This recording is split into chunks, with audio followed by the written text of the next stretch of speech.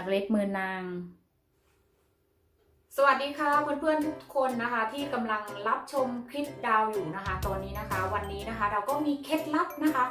ดีๆในการแกะบาทาไก่แกะเล็บมือนางหรือภาษาบ้านๆเราก็เรียกว่าตีนไก่นะคะเพื่อนๆวันนี้มีเคล็ดลับดีๆนะคะจะมาบอกว่าแกะยังไงนะคะส่วนใหญ่แล้วคนอยู่ต่างแดนนะคะก็จะไม่มีเล็บมือนางนะคะสำเร็จนะเหมือนที่อยู่เมืองไทยนะคะหรือว่าคนที่อยู่เมืองไทยอยากจะทำกินเองนะคะแบบไม่อยากไปซื้อในตลาดนะแล้วก็สามารถใช้วิธีนี้นะคะที่เราจะบอกเนี่ยค่ะก็คือสามารถทำเองได้นะคะแต่ก็อาจจะใช้เวลานิดนึงนะคะ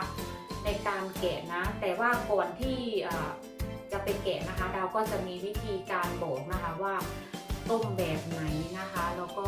ทำยังไงบ้างนะคะเพื่อนๆไปชมคลิปนี้กันเลยค่ะ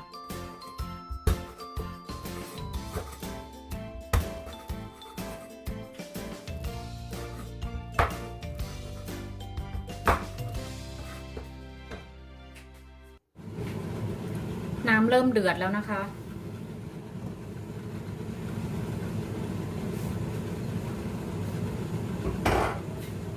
จะใส่ใบมะกรูดนะคะกับข่านะลงไปเพื่อกันคาวนะคะเพื่อนๆเสร็จแล้วเราก็จะใส่บาทาไก่ค่ะ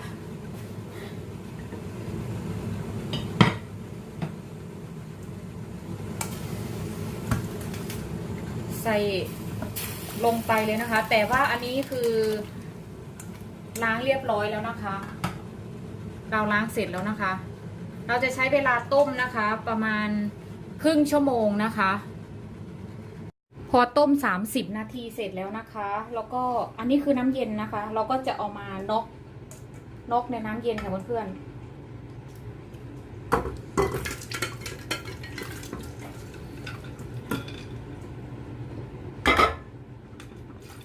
น็อกน้ำเย็นเลยแล้วหลังจากน็อกน้ำเย็นเสร็จแล้วนะคะเราก็จะมาล้างตีนไก่อีกครั้งหนึ่งนะคะ ขอโทษนะคะต้องเรียกตีนไก่เพราะว่ามันจริงๆมันก็ตีนไก่บาทาไก่ค่ะอันนี้คือน้ำที่เราใส่เบกกิ้งโซดานะคะลงไปแล้วนะคะแล้วก็คนให้มันละลายนะคะแล้วก็จะเอาบาทาไก่ค่ะเอาไปแช่นะคะแช่ลงในเนี่ยค่ะแช่หมดเลยค่ะเราใส่3 ช้อนโต๊ะนะคะเพื่อนๆ3 ช้อนโต๊ะเบกกิ้งโซดานะคะแล้วก็ใครจะไม่แช่ทั้งคืนก็ได้นะคะส่วนเราจะแช่ไว้ทั้งคืนนะเพราะว่ากะว่าตื่นมาพรุ่งนี้เช้าก็จะได้แกะนะคะ1 กิโลเราใส่เบกกิ้งโซดา3 ช้อนโต๊ะนะคะส่วนถ้าเกิดว่าเพื่อนๆคนไหนถ้าจะไม่ทิ้งไว้ทั้งคืนก็ได้นะคะถ้าอยากกินเร็วก็ประมาณ3 ถึง 4 ชั่วโมงก็ได้ค่ะเดี๋ยวหลังจากนี้นะคะเดี๋ยวพรุ่งนี้เช้าเราก็จะมาแกะกันค่ะเพื่อนๆนี่ค่ะเพื่อนๆบาทาไก่นะคะหรือว่าเล็บมือนางของเรานะคะอันนี้ดาวแช่ทั้งคืนเลยนะคะแต่ถ้าเพื่อนคนไหนไม่สะดวกที่ดาวบอกไว้นะก็แช่4-5 ชั่วโมงก็ได้ค่ะสังเกตไหมคะเนี่ยค่ะมันพองแล้วมันสวยมากเลยค่ะเพื่อนๆแล้วมันดูขาวมันดูน่ากินค่ะเนี่ยเราแช่ไว้นะเดี๋ยวเราจะมาดูวิธีการแกะเลยนะคะเพื่อนๆเดี๋ยวเราจะมาแกะด้วยกันค่ะว่าวิธีแกะเล็บมือนางนะคะแกะยังไงค่ะมาดูกันเลยค่ะเพื่อนๆเดี๋ยวจะทำให้ดูนะคะว่าทำยังไงอันนี้นะคะตีนไก่เดี๋ยวเราจะพยายามให้ดูใกล้ๆนะจะได้เห็นแล้วก็กรีดนะคะใช้มีดกรีดตรงนี้นะคะเนี่ยค่ะกรีดลงไปเลยค่ะส่วนตัวนี้นะตรงนี้นะคะจะกรีดตั้งแต่ตรงนี้ยาวลงมาเลยนะคะ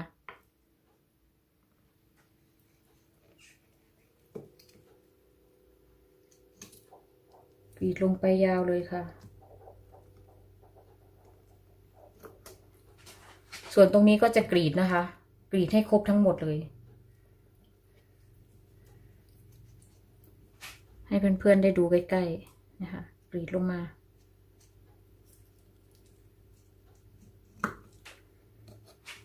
พอเรากรีดเสร็จแล้วนะคะครบทั้งหมดแล้วนะคะกรีดลงทางนี้ทางนี้ทางนี้หมดแล้วนะเราก็ใช้มือนะคะใช้มือค่อยๆแซะลงไปนะคะหรือถ้าเกิดว่าใครไม่ใช้มือก็ครั้งแรกก็ใช้มีดค่ะแซะด้านข้างนะแซะด้านข้างช่วยก่อนก็ได้ค่ะ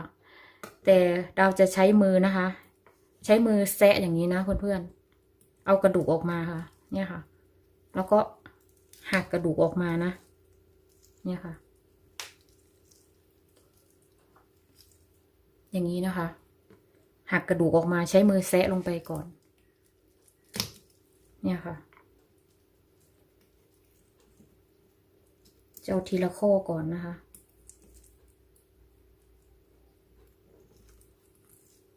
หักกระดูกออกมาเนี่ยค่ะใช้มือแซะลงไปเลย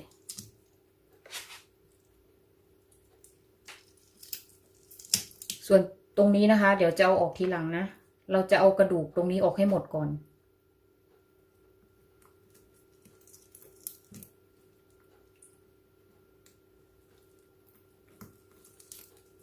อันนี้สำหรับคนแบบว่าอยากแกะกระดูกไก่กินเองนะอยากแกะ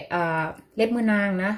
ไม่อยากไปซื้อในตลาดเนี้ยค่ะอันนี้ก็จะเป็นอีกวิธีหนึ่งนะเนี่ยค่ะตรงนี้เราก็จะใช้มือค่อยๆแซะนะเพื่อนๆนะคะหักกระดูกออกมาอันนี้เราก็ส่วนตรงนี้นะคะเดี๋ยวจะค่อยๆแซะด้านข้างก่อนนะแซะด้านข้างก่อนแล้วเนี่ยค่ะหงายมาด้านนี้แล้วก็เอากระดูกออกแล้วก็ตรงนี้นะคะเนี่ยมันจะมีเนื้ออยู่ตรงนี้เยอะนะให้เอาเนื้อตรงนี้ขึ้นออกเนี่ยค่ะแล้วก็แยะกระดูกตรงนี้ออกเนี่ยค่ะเนี่ยเราก็ได้แล้วนะคะแบบนี้นะค่อยๆแกะไปเรื่อยๆนะคะค่อยๆแกะไปเรื่อยๆนะคะเพื่อนตรงนี้มันก็จะเป็นเอ็นนะคะเราก็กินได้นะตรงนี้ค่ะนี่ชิ้นต่อไปเดี๋ยวเราจะแกะให้ดูแค่สัก2ก่อนนะ2ตีนไก่2บาทานะคะเนี่ยค่ะให้เพื่อนๆดูใกล้ๆอย่างนี้นะคะใช้มีดกรีดลงมาเลยกรีดลงมามีดปลายแหลมกรีดเหมือนเดิมค่ะเนี่ยใช้มือ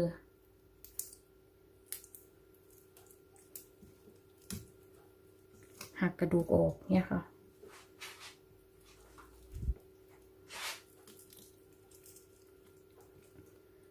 อยากกินยำเท้าไก่นะคะดาวอยากกินไม่ได้กินนานแล้วค่ะก็เลยกะว่ามาทำให้เพื่อนๆดูด้วยอะไรเงี้ยอย่างตรงนี้ดาวไม่เห็นรอยกรีดนะแล้วก็จะใช้มีดนำทางก่อนนะคะ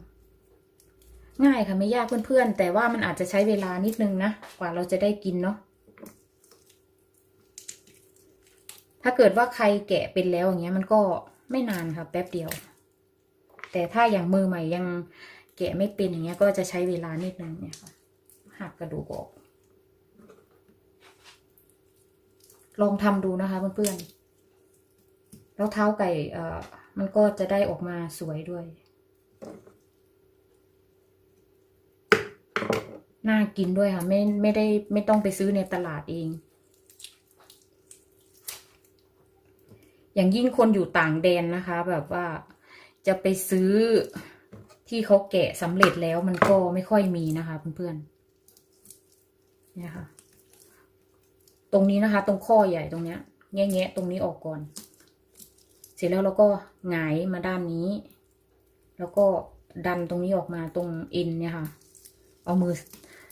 หัวไม่โป้งแซะลงไปเนี่ยแล้วก็หักกระดูกออกมาเนี่ยค่ะได้แล้วค่ะเพื่อนๆลืมบอกไปนะคะเมื่อกี้นะที่เมื่อคืนนะดาวแช่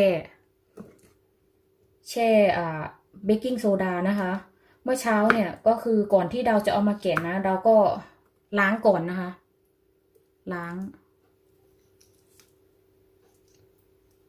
ไม่รู้ว่าคนอื่นเขาล้างไหมแต่ดาวล้างนะคะ